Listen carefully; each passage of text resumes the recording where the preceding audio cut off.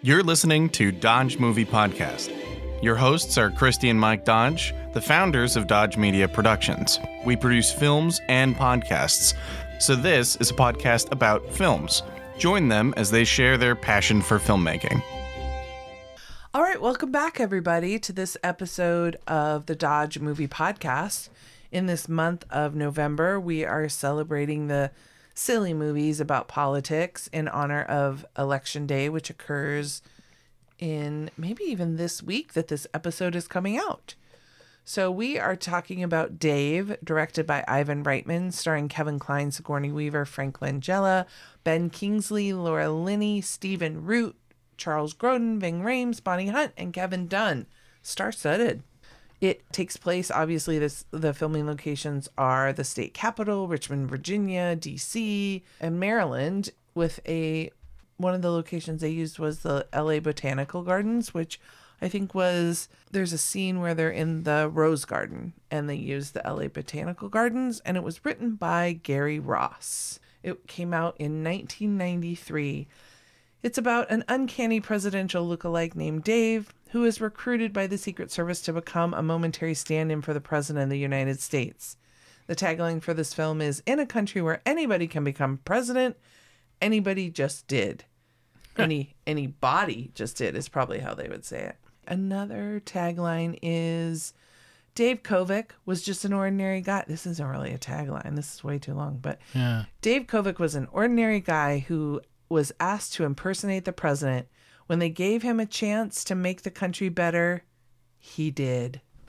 I like that.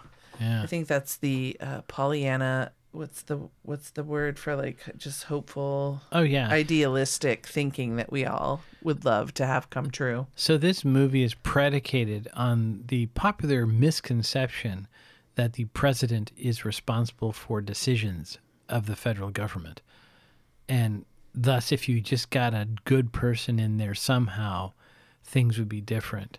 I don't think that's actually accurate, though. Thanks for knocking us off our pessimistic or our optimistic ledge. Yeah, Mike. If only we could get Kevin Kline in there, or maybe Jed Bartlett. I like to dream, okay? Okay, man. All right, Mike, kick us off. What's the pickup line of this movie? Well, I'm going to give you two because there's one off-screen, one on-screen. Okay. Off-screen is, "Welcome home, Mr. President." Okay, that kind of works. And the on-screen is, "Try to find someone who looks like me this time. That last guy was a joke." So that sets up that if some people didn't know, and I asked you if this happened, and you said you didn't think so. That basically the premise is that to aid in the security of the president, that they occasionally get lookalikes to usher him in and out so that the press or people who might be trying to kill him don't know. And you said you didn't think that this was a thing. I don't believe that happens. I think historically, I read about one time where they did have a guy for Churchill, but that was obviously extreme circumstances. I don't believe they would do this because the risk of impersonation is too high. That they don't want any confusion. Then somebody else would?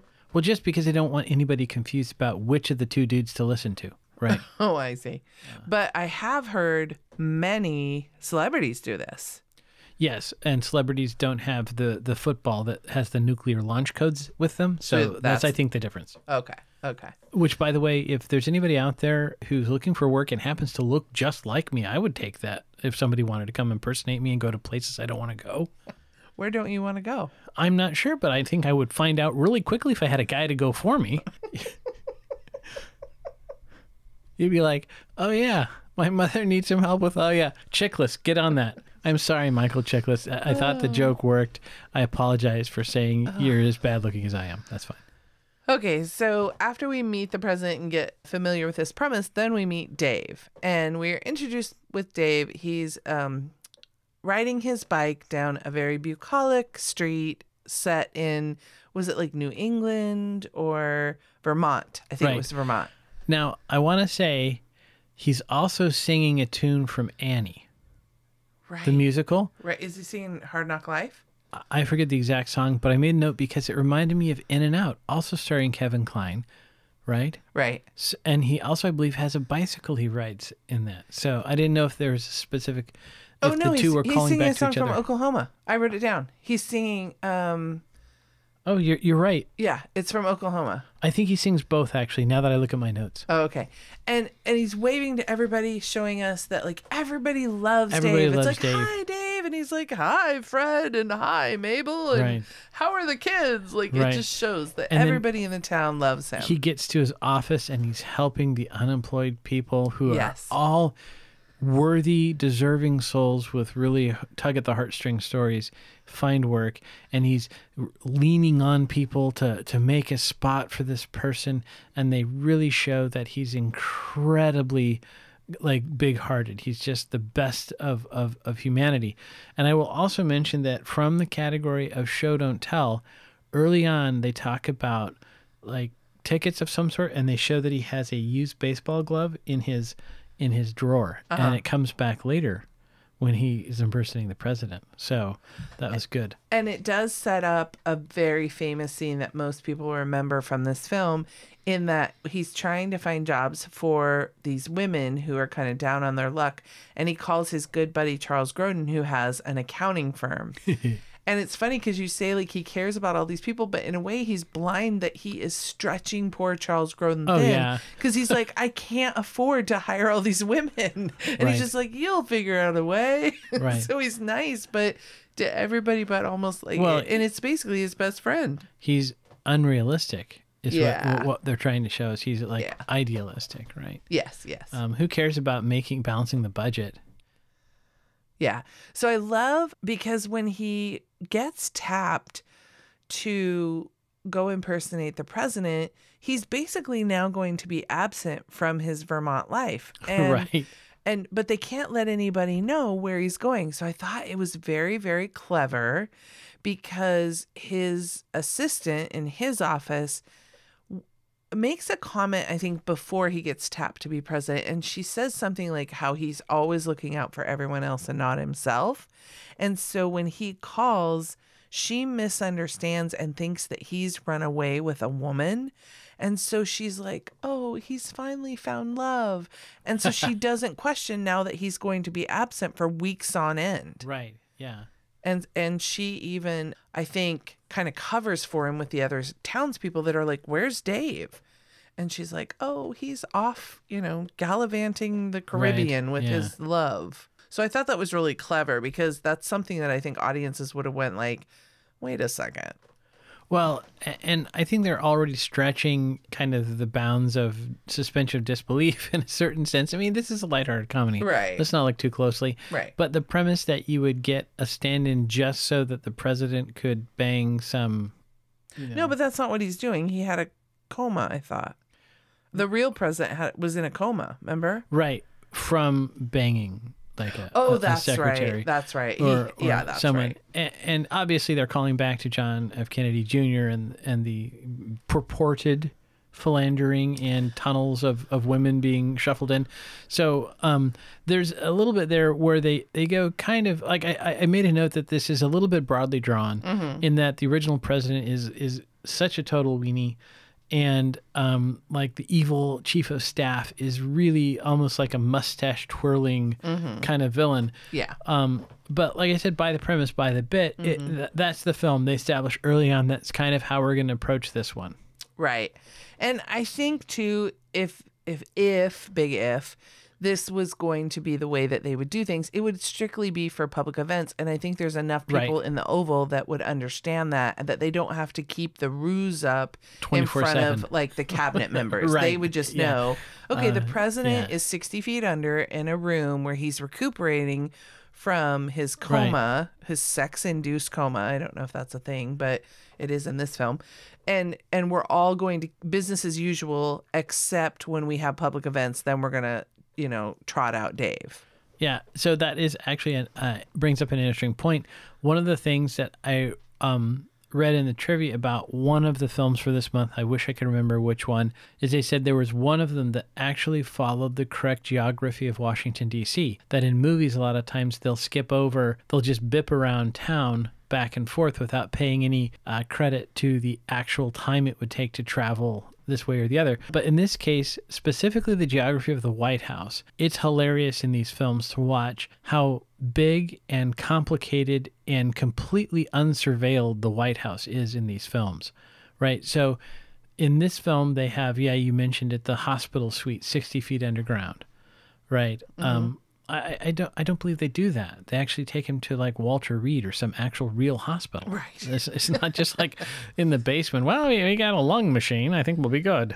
Right. And then in addition to that, they're even keeping the ruse up for the First Lady, played by Sigourney Weaver. And they've set up before that they have a very contentious, not loving at all relationship. And so once again, I think if they were going to do this, the First Lady would be in on it. But it sets up for some fun hijinks when Dave is taking a shower in the family residence and Sigourney Weaver walks in on her what she thinks is her husband, which is a normal thing that happens with married couples. But now Dave all of a sudden is very modest and, oh my God, and so it sets up for some good fun, good, clean fun. Ha ha ha. Yeah. Pun intended. So 2 things there. One is naked Kevin Kline, always good for a film. Wow. The other is I want to know how production fogged up the glass windows of the shower to keep the film, PG-13, right?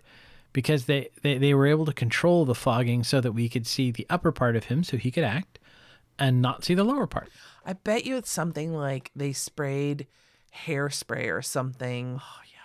Because isn't there a thing that you can buy like at Halloween? Or no, I'm thinking of the stuff at Christmas. Yeah, I don't know. Yeah, I'm sure there's some magic, Yeah.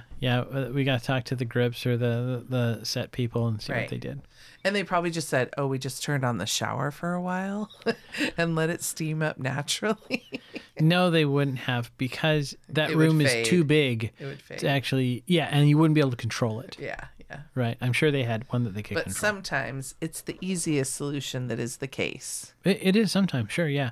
And that's why, like in the good old days, we could just, throw children into the lake because it looked really realistic. Mm-hmm. And then suddenly people started complaining.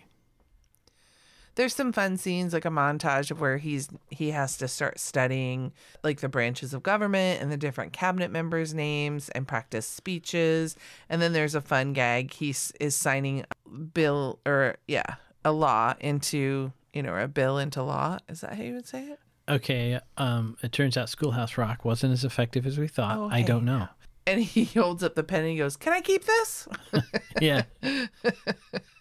So I thought that was fun. There's also another montage of him when he's doing events and showing how much the country loves him. And I think they must have set up a scene early on where the current president wasn't so beloved, but Dave, and so it helps the audience fall in love with Dave and who he is, because the country is falling in love with him. And even the pundits on the news stations are talking about how much more they're enjoying this new president, that they don't understand what this is all about.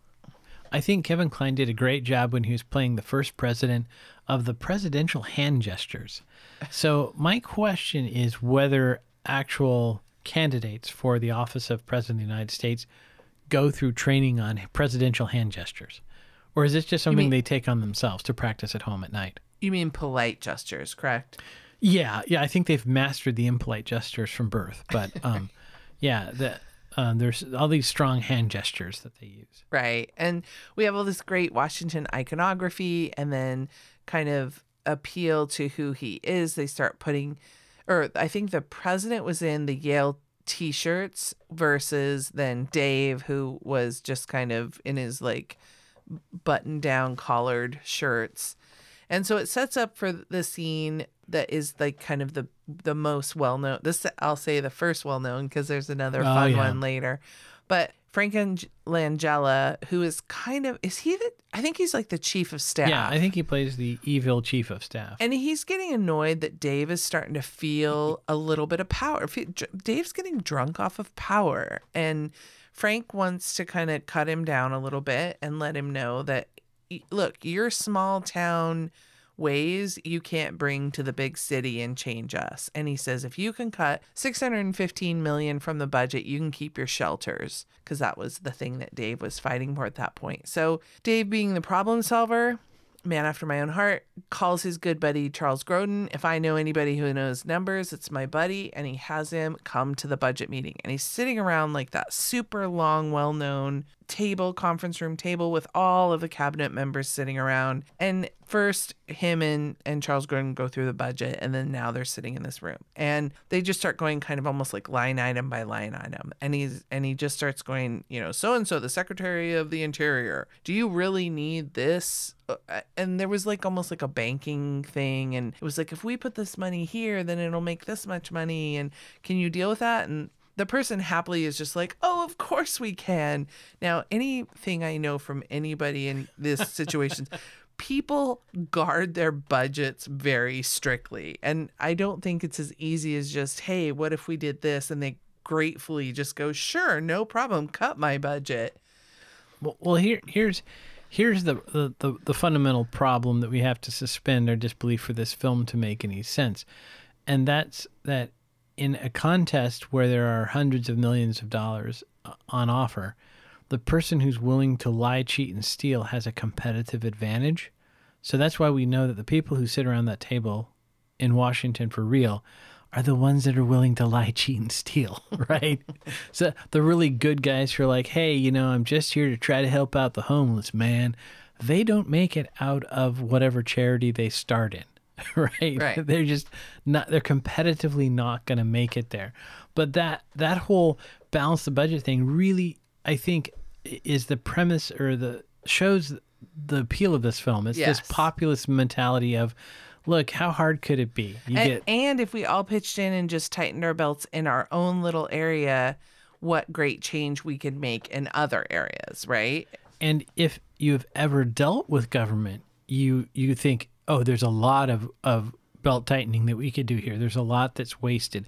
But like you mentioned, right, if the Department of the Interior says, okay, well, this year we can, you can cut $100 million, we'll get it back next year, right? The answer is they'd never get it back. And they all know that. They didn't get to that level without having gone through enough budget meetings to know that it's not coming back. It's a difficult situation. So part of me loves that it's very cute. It's very kind of naive, I think, in a sense, scene. But then there's other part of me that's cynical and says, well, this isn't really going to happen. But I think it appeals to the audience because it feels like we could get this done. It feels like it could be that simple if all these people would just get their head out of if they wouldn't just stop being such rat bastards, we could do it this way. Right. And so by the end of the budget meeting, everyone is clapping, everyone is happy, except for we pan over, and of course Frank Langella is not happy at all. Not amused.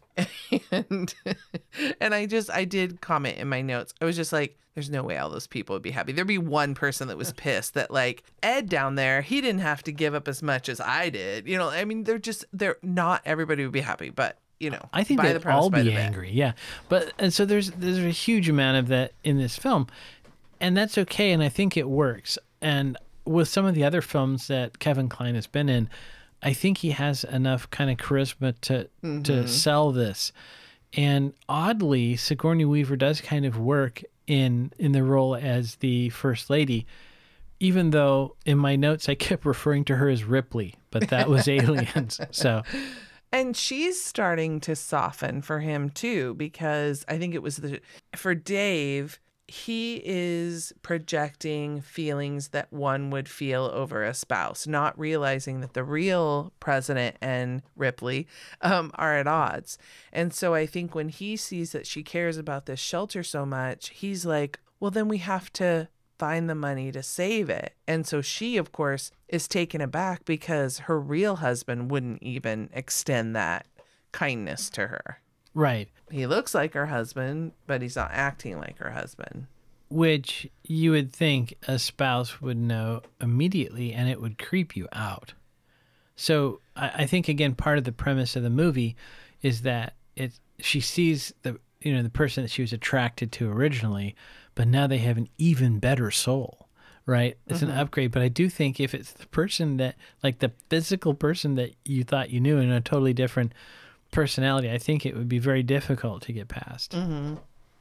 Which, once again, is why they probably would just clue the First Lady in.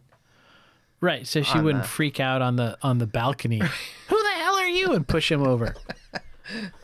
Okay, that's a fun film. But that would be the end of the film.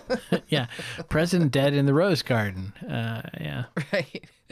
So, there are different poignant moments. Like there's this moment where he realizes kind of what's going on, and he looks over at the portrait of George Washington, who is kind of looking down what's going on here. And I made a note, I guess it's when the real president wakes up. And so there's this moment where they come face to face, the real president and Dave.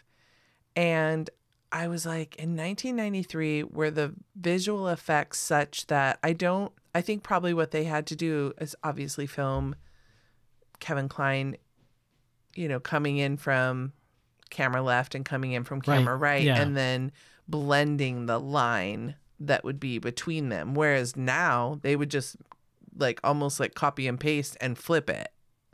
Yeah, it's possible. My guess is based on the way they blocked the shot, that they locked the camera and the lights down, and they had Klein do both ends, both sides, because he doesn't cross, if I recall correctly. No. Yeah, he just, it's a profile, and right, you said, and there maybe was a little digital help, I don't know, at that era, to make the line look a little bit better. I guess that's just me as the editor knowing okay, if I needed to do this now, this is how I would do it. But how did they do it in 93? Right. And going back to Parent Trap, which is the first movie I can remember where they did that, where they had one person play two and then interact with each other. Right. So one of the famous things that I think a lot of people forget, where it's in everyone's lexicon, but I don't feel like we always remember its origin. I didn't. Is the fabulous Bonnie Hunt. I absolutely love this actress. Everybody does. And she's a tour guide in the White House, and she's walking backwards, and the often quoted line from Bonnie is, we're walking, and she's doing her best flight attendant kind of hands, motioning the group back. And I think that people think this is from another movie. Or they think, I always thought she was doing it in the Smithsonian. I remembered it as being the White House, but I didn't remember it was Dave. Isn't that funny? I can't, now after the fact, I can't tell you what movie I thought it was in. I know, me either. But I love that. We're walking. That's great. The few times I did tour guidey kind of stuff, I don't think I used it, and that was really an opportunity missed on my part. So you had a couple other things you wanted to mention? The writers use one of my favorite gags, and this is a really cheesy kind of dad jokey thing, but I love it. They have the Charles Grodin character Murray, when he's doing something, he does 5, carry the 1, and at least for my generation, we had to say that phrase, carry the 1, so many flippin' times. Yeah. That it's funny just all on its own. But there's a great line that Murray delivers where he says, "Who does these books? If I ran my business this way, I'd be out of business." Right. That's a good gag. Yeah. And I think everybody agrees that they kind of are out of business. So I made a note early on, what was the budget for sets on this film? And they built presidential bedroom, etc., but they built an Oval Office. And if I recall correctly from the IMDb trivia, this Oval Office set has been reused many, many times because they did such a good job of it. So I thought that was a tip of the cap to all the people who worked on those sets, because they did a fantastic job. I was going to say also from the costume department, at first you see Dave in baggy neutral tones. Right. And I thought that was very well done visually, because then, of course, when he becomes president, he's got to wear the power red tie and the blue suit and all of that. And so that was good.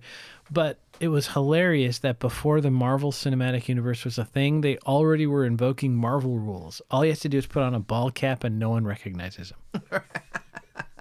So in that vein, with the head trauma, this somebody had a headache. I want to say it was Grodin, but maybe it was somebody else. And they were using the ice pack. And I remember this kind of ice pack. My mom had one. Oh, yeah. The screw top? Yeah, it has this screw top. And so the idea was that you put ice in it, and it was almost like a vinyl on the inside, waterproof vinyl. Yeah. And then my mom's had this atrocious orange, because it was probably bought in the 70s, obviously. Pumpkin. Orange floral pattern. Yeah.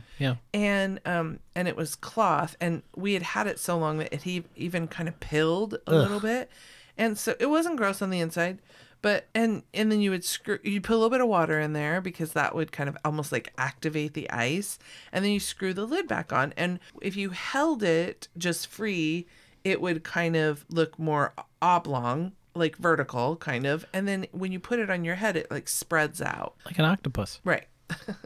So I just thought, oh my God, you don't see those anymore. And then I want everyone heads up for the other films that we talk about. One of those ice packs would appear in every single film that we talked about this month. Awesome. And it was just, oh my gosh. How does that work? And is it one of those things like, until you buy a certain brand of car, you don't see them, but then as soon as you buy that brand, you see them everywhere. Like, I don't know if it was just something that was because it was put in front of me, but it just became so funny because I was like, oh my God, there's another one of those ice packs. And oh my gosh, in Welcome to Mooseport, there was one of, and then this morning we watched My Fellow Americans, and there was one in that movie. So anyway, little head trauma ice pack note for everybody. A really good question. I think they've been replaced by the gel ones because you can just put the gel back in the freezer. Right. And in fact, I remember a little show called Shark Tank. I'm not going to give it a live read. You can look it up yourself. They had basically a soft cloth helmet that had that gel stuff in it. So you could just strap it on your head and get the ice all around the head all at the same time. So there are advancements in headache cooling technologies, right? Another thing, though, of head trauma is it looks like it's implied at 30 minutes in when he puts his feet up in the chair behind the Resolute desk in the Oval Office and keels over backward. And so based just on the geometry of how he's sitting there, he would have hit his head. I did actually have a note from the This Couldn't Be Made Today department. Yeah. Which is the spear from Togo and headdress from Burundi. Did not feel to me to be complementary to those cultures. It felt like it was still a little appropriate-y kind of thing. Right. I just didn't feel like it was done in a respectful way. Was there a smoochie in this one? Smoochy, smoochy, smoochy. Yes, there was a smoochie but it's, I think, a near miss between Ripley and Kevin Kline at 1 hour, 32 minutes and 26 seconds. They like move in like they are going to kiss, and then something happens and they veer away. So if the First Lady and Dave got together, it would be somewhat scandalous because it would be cheating. I thought he had another love interest. No, I don't believe he did. And it's okay. It wouldn't be cheating because the actual president dies. So she's then a widow, so she can get together with him. But at the time they get together, is he still alive? When they first meet each other, he still is. But then at the end of the film, when we're shown that they meet, and by that time, she's a widow, so it's cool. Got it. Okay. Do you have a driving review for this film? I do have two automotive-related things. One thing I noticed in this film is the presidential limousine is a Lincoln Town Car. And I thought, oh, that's not accurate. But I looked it up and it is actually period correct for when this film is set. So the Lincoln Town Car is correct at that time. But most importantly, speaking of nostalgia, from just the antenna alone, I could identify the car driven by Charles Grodin's character Murray because it's a 1980 Honda Civic. Now, he had the wagon, and I drove an 80 hatchback, but it was the same car. Oh, boy, memories. This was a big one for pauses for us. We paused 5 times. Cinco. We paused once to try to figure out how they would find a lookalike pre-internet. Yeah. Because I just thought, how would they know what people look like around the country? You wouldn't. We paused the second time to ask if they... like I said, if they really do hire a lookalike for the president. The third time was Mike asked me if Laura Linney will fall in love with Dave. And I said, I think that she would know the difference between the two of them. So right. I didn't think that would be the case. 4, for Mike to tell me that there are 0 unsurveilled, unmanned exits from the White House. Yes, there is absolutely no way that you can get into or out of the White House without going past some sort of surveillance and guard. Yeah. And then at the very end of the film, Sigourney Weaver and Dave kind of are out and about in Washington, and they were in a car, so they were more concealed, but then they come out of the car, and we were talking about that we felt that the local police, it took them longer than we felt for them to recognize, like, hey, aren't you the first lady and the president? And we were like, if you were on the police force in DC, like the first note you saw them, you'd be like, hey, wait a second, I know who you are. And I think we could test this quite easily. Let's just take Bill Clinton and drop him anywhere in D.C. Be careful dropping him. He might break. He appears very fragile these days. Okay, but we'll put him in a ball cap. They won't recognize him. Oh, that's right. That's right. Shall we do the numbers? To the numbers. All right. The budget for this film was $28 million, and it did quite well. It made $63 million. Go Reitman.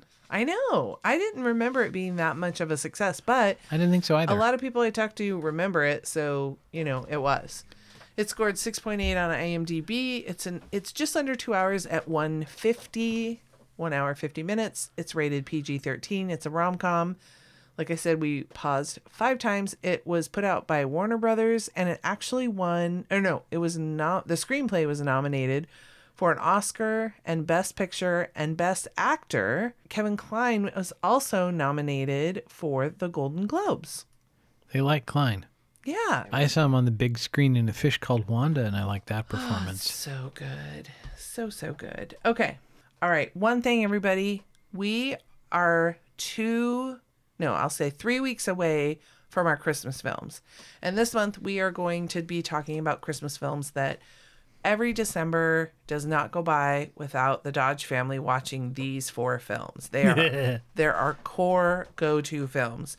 So, I mean, of all the Christmas films of all time, how do you pick 4 to talk about? But we picked the 4 that are just our favorites. Yeah, we watch every year. But we want to know what you guys watch at Christmas. So please give us a call or email us and tell us what are your go-to must-watch films, and we would love to include them in the podcast.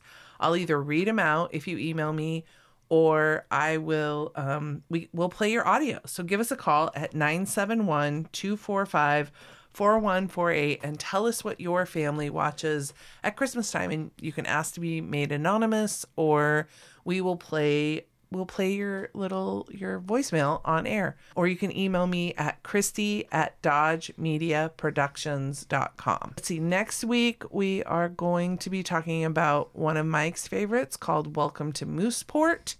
I don't know I'll be curious to see how popular that one is, how many people have seen it. So comment on our social media when you see the post for Welcome to Mooseport if that was a new one to you or not. I think my friend Casey said that was a new one to her. So, and then the week after that, we'll be talking about My Fellow Americans, but I will talk more about that next week. Have a blessed second week of November, everyone. I hope everyone is well. Enjoy those fall leaves if they haven't all fallen, and never forget, Dodges never stop, and neither do the movies. Thanks for listening to Dodge Movie Podcast with Christy and Mike Dodge of Dodge Media Productions.